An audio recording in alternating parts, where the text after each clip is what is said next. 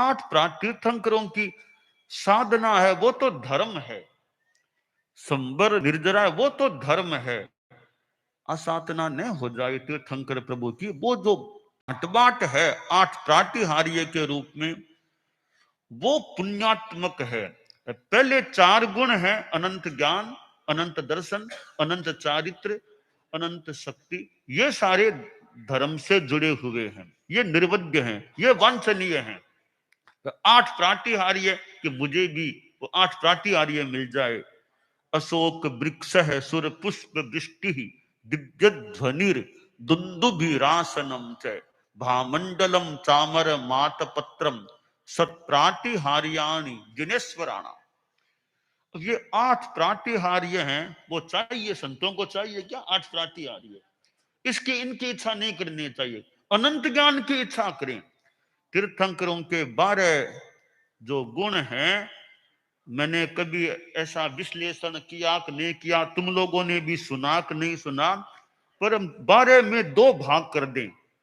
4 गुण हैं अनंत चतुष्टय, वो वांछनीय है, उपादेय है। बाकी 8 है, उनकी लालसा आकांक्षा नहीं करनी चाहिए।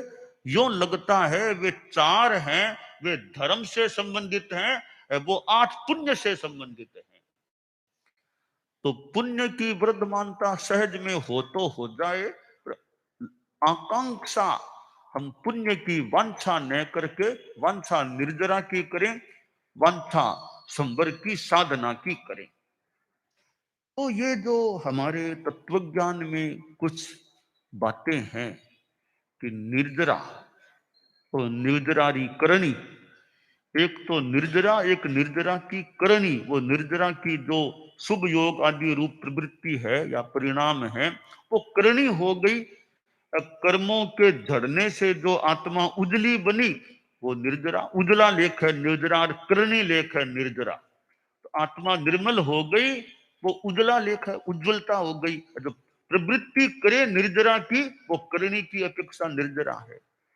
तो वह तपस्या है, वो करणी लेख है, निर्जरा हो सकती है। तो वर्धमानता हमारी निर्जरा की हो। संबर तो साधु साधियों के वैसे 2 संबर तो सम्यक और व्रत, वो तो साधु के होते ही हैं। अगला अप्रमाद संबर है, वो कभी हो और कभी न भी हो सकता है वर्तमान में भी अप्रमाद संबर। तो हमारी वर्धमानता साधु साधियों की, चारित्रात्माओं की अप्रमाद संबर की वर्धमानता हो जाए। प्रमाद 2 प्रकार का होता है। एक तो प्रमाद आश्रव अनुत्साह रूप है, वो प्रमाद। एक है अशुभ प्रवृत्ति रूप प्रमाद। 2 प्रकार के प्रमाद होते हैं।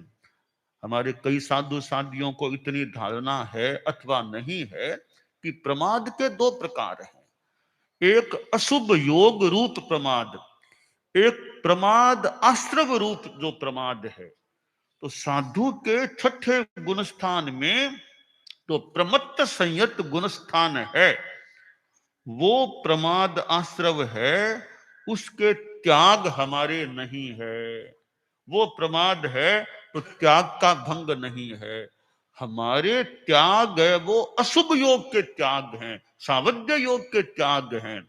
तो सावध्य योग रूप प्रमाद होता है, उससे हमारे एक तरह से त्याग में दोष लगता है, ऐसा लगता है। तो हमारी वर्धमानता हो, वो अप्रमाद संबर के रूप में भी हो, अशुभ योग विरति रूप जो है, निर्वध्यता सावध्य से विरक्ति, वो भी पुष्टता में रहे। तो यह हमारी वर्धमानता हो जाए साधु साधियों की, हम सभी की, चारित्रात्माओं की। तो वह वर्धमानता वांछनीय है। तो सम्यक्त्व संबर, व्रत संबर, ये 2 संबर तो 6ठे गुणस्थान में भी हैं।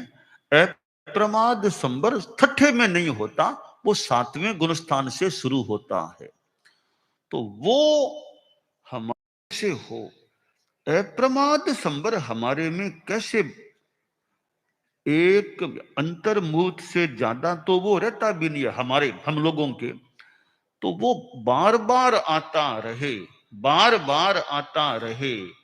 हम किसी प्रिय को कहें भी बार बार आओ, बार बार आओ, हम चारित्रात्मय सोचें कि अप्रमाद संबर मेरे में बार बार आता रहे। क्यों जाएगा तो जरूर वे, लंबा आयुष्य है, अंतर मुहूर्त से ज्यादा उसकी स्थिति है नहीं। अप्रमाद सब जाएगा तो जरूर, लंबा आयुष्य है तो कम से कम बार बार आते रहो, आता रहे। अब वो प्रश्न है कि बार बार आए कैसे, अप्रमाद संबर आए कैसे बार बार। उसके लिए हम प्रयास यह करें, बाकी तो केवली जाने किस में कब कैसे क्या अप्रमाद संबर है कि नहीं है। हम प्रयास करें, प्रयास कैसे करें कि शुभ योग की भी प्रकृष्टता आ जाए। शुभ योगों की प्रकृष्टता, जैसे उदाहरण के लिए हम आगम का स्वाध्याय करें।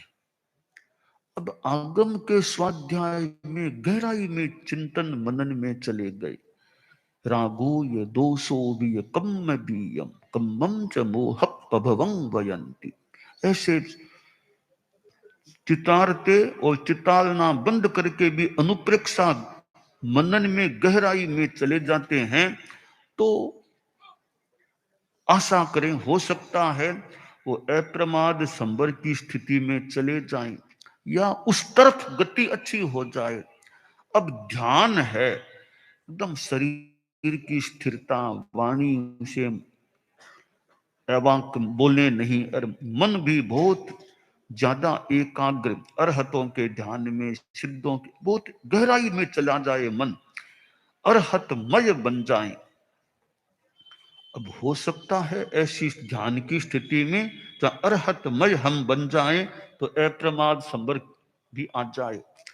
तो हमारी एक सफलता यह हो सकती है कि 24 घंटों में 24 बार भी अप्रमाद संबर आ गया, हमारा दिन तो एक प्रकार से बहुत सफल हो गया। पर है मुश्किल अप्रमाद संबर का आना, तो प्रयास तो करें जितना आ जाए। हमारा अशुभ योग से विरक्ति की पुष्टता की वृत्ति रहे। अशुभ योग से विरक्ति में पुष्टता गहरी होगी तो आशा करें अप्रमाद संबर के निकट या अप्रमाद संबर में जा सकेंगे। यानी अशुभ योग है, उससे विरक्ति, विरक्ति में पुष्टता आ जाएगी तो फिर अप्रमाद संबल निकट या उसमें संभवतः चले जाएंगे। कैसे, एक उदाहरण से हम समझे, इस बात को उदाहरण से समझे कि देखिए तुम लोग नेपाल गए थे, भारत से तुम नेपाल की सीमा में गए थे, वीरगंज उधर गए थे। अब यह एक मानो भारत की सीमा है, यह नेपाल की सीमा, तुम दिल्ली से चले थे। अब दिल्ली से तुम चलते गए, यानी आमतौर से प्राय उस दिशा में बढ़े तो तुम नेपाल के निकट होते गए, निकट होते गए, होते होते होते होते अब जितना चले उस दिशा में तुम नेपाल के निकट हो गए। अब वो सीमा आई और वो मेंस लेन जो भी आ गई, उसके बाद नेपाल में प्रवेश कर दिया तो नेपाल में आ गए। अब चाहो तो वापिस तुम भारत में आ जाओ, 1 घंटा ही नहीं लगेगा वापिस भारत में आने में नेपाल से, सीमा पास पास है। अब तुम नेपाल और भारत, अब दिल्ली से जितना आगे बढ़ोगे तो नेपाल के निकट होते जाओगे, जो ही सीमा के अंदर गए नेपाल आ गया। इसी तरह छठा गुणस्थान और सातवां गुणस्थान, छठा गुणस्थान वैसे बहुत बड़ा है, बहुत बड़ा है, एकदम यानी दूज का पूनम का बहुत बड़ा है वो छठा गुणस्थान। अब तुम आगे बढ़ो, एकम जैसे, दूज जैसे, तीज जैसे, चौथ जैसे, पंचम करते करते तुम पूनम जैसे निर्मल मानो हो गए, तो छठे गुणस्थान की एकदम पराकाष्ठा में आ गए, एकदम आगे सातवां गुणस्थान है, फिर थोड़ा कदम आगे रखा सातवां आ गया। तो यह सर्व सावध्य योग वृत्ति में जितनी गहरी पुष्टता होगी, हम अप्रमाद संबर में भी उसके निकट या फिर अप्रमाद संबर की सीमा में प्रवेश पा सकेंगे। तो साधु की एक बड़ी सफलता यह है कि वो अप्रमाद संबर में पहुंच जाए और ज्यादा से ज्यादा अप्रमाद संबर में रहे। तो ये शुभ योग है। शुभ योग में भी बड़ा तारतम्य अंतर रह सकता है, बड़ा अंतर रह सकता है। एक सामान्य शुभ योग है, एक प्रकृष्ट शुभ योग है। तो सारा शुभ योग एक समान नहीं होता है। तो वो शुभ योग की गहरी पुष्टता हो गई, कुछ अयोग अवस्था का आंशिक प्रभाव हो गया, तो आशा करें हो सकता है हम 7वें गुण स्थान में भी चले जाएं। तो वर्धमानता हमारी 7वें गुण स्थान की ओर वर्धमानता हो, वो बहुत बड़ी चीज है। और ये बाहर में आदमी भले बैठा सामान्य रूप में है, पर भीतर के परिणाम इतने अच्छे आ जाते हैं कि सामान्य रूप में बैठा बैठा भी बहुत आगे जा सकता। अब चक्रवर्ती भरत था, वैसे तो गृहस्थ था, परिणाम ऐसे आए, 7वां चार कितने आगे बढ़ गया। मरुदेवा माता गृहस्थावस्था में कहाँ हाथी का होदार, कहाँ परिणाम कैसे आ गए। तो सामान्य अवस्था में बैठा बैठा आदमी भी 7वां क्या अन्य समय हो तो, उचित समय हो तो और आगे बढ़ जाए। तो यह अप्रमाद संबर की हमारी स्पर्शना बार बार होती रहे। तो प्रमाद दो प्रकार का होता है, कई न्यारा के भी, हमारे साध्वियां और समणियां भेड़ा के भी हैं, कि प्रमाद को हम अच्छी तरह समझ लें। एक प्रमाद आश्रव के रूप में प्रमाद है, वो 6ठे गुणस्थान में रहता ही है। तो उसके रहने से हमें वो व्रत संबर में दोष भी नहीं लगता है। तो जो अशुभ योग रूप प्रमाद है वो आता है, तो एक तरह से हमें दोष लग जाता है। तो अशुभ योग रूप प्रमाद न आए, इसके प्रति प्रकृष्ट जागरूकता की स्थिति में फिर आगे अप्रमाद संबर भी उस स्थिति में या उसकी आगे की स्थिति में आ जाए, आ सकता है। ऐसी कुछ संभावना रूप आशा की जा सकती है। तो यह अप्रमाद संबर, एकसाय संबर तो मान लें परंपरागत रूप में अभी कोई आना भी नहीं है, परंतु एकसाय के भाव हमारे पुष्ट हो जाएं, एकसाय संबर पूर्णतया न भी आए, पर वो एकसाय का भाव हमारा पुष्ट हो जाए कि कोई लोभ की चेतना नहीं, यानी बहुत मंद, बहुत हल्की पड़ जाए, कोई छलना वंचना है नहीं, कोई अहंकार की बात नहीं, कोई आक्रोश नहीं, द्वेष नहीं, राग नहीं। तो एकसाय के भाव हमारे पुष्ट हो जाए। आगम में जो आया पयणु कोह मान माया, प्रतनु क्रोध मान माया लोभ। तो क्रोध मान माया लोभ पतले पड़ गए, यानी एकसाय का भाव हमारा पुष्ट हो सकता है, हो जाता है। तो एकसाय में हमारी वर्धमानता हो कि कोई छलना नहीं, वंचना नहीं है, वो साफ है, बस कोई लुकाव छिपाव अवांछनीय रूप में नहीं, कोई लोभ नहीं विशेष के वो चाहिए, वो जो सहज मिल गया संतोष है। और कोई घमंड नहीं कि मैं तपस्वी हूं, कि मैं वो हूं, कि मैं, कोई घमंड की बात नहीं, और आक्रोश भी नहीं है। तो वो अकसाय का भाव हमारा संपुष्ट हो सकता है। तो सम्यक्त्व संबर, व्रत संबर, फिर अप्रमाद संबर, तीन तो वर्तमान में भी हो सकते हैं। अब एकसाय का भाव पुष्ट करें और अयोग की वानगी, अयोग का आंशिक विकास हो सकता है।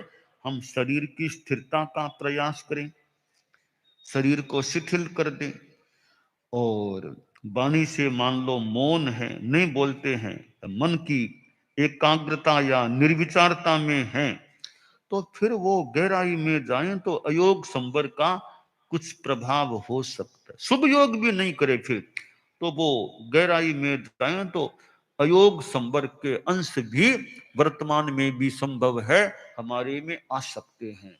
तो आंशिक रूप की जो अयोग संवर की स्थिति है उसमें हमारी वर्धमानता हो जाए, तो ये 5 जो संवर हैं इनमें हमारी कैसे वर्धमानता हो, इसके प्रति हमारी जागरूकता भीड़ अगल रह सके तो बढ़िया है, जितने रख सके उतने बढ़िया। और फिर प्रयास भी वैसा हो, जागरूकता और यानी प्रयास रूप जागरूकता रहे, तो यह एक बहुत अच्छी बात हो सकती है। तो वर्धमानता के अनेक रूप, अनेक आयाम हो सकते हैं। हम वर्तमान में भिक्षु शासन में हम साधना रत हैं, साधना करने वाले हैं, उसके अंग अवयव बने हुए हैं। तो परम पूज्य आचार्य भिक्षु से संबद्ध हमारा यह धर्म संघ है, तेरा पंथ है। तो वर्धमानता संघ का कालमान वर्धमान है, 262 वर्ष तो पार हो ही चुके, और ये 262 के पार का समय है। तो ये समय भी अपने आप में वर्धमान है, और संख्या भी कभी वर्धमान है, कभी कम भी हो जाए। तो संख्या का अपना महत्व है, परंतु नीतियां अच्छी रहे। संख्या तो ठीक है, कभी थोड़ी कभी ज्यादा कभी अंतर पड़ जाए, तो नीतियां अच्छी रहे, उनमें निश्चलता ध्रुवता जो अपेक्षित है वो ठीक रहे। और परिवर्तन भी कहीं अपेक्षित हो तो हो सकता है।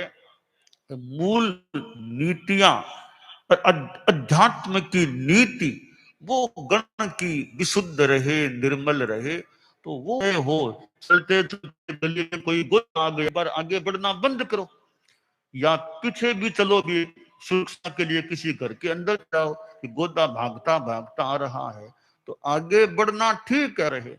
तो आगे बढ़ना बढ़िया है। तो कहीं रुकना भी अच्छा हो सकता है, कहीं मुड़ना भी अच्छा हो सकता है, और कहीं कहीं पीछे जाना भी, लौटना भी अच्छा हो सकता है।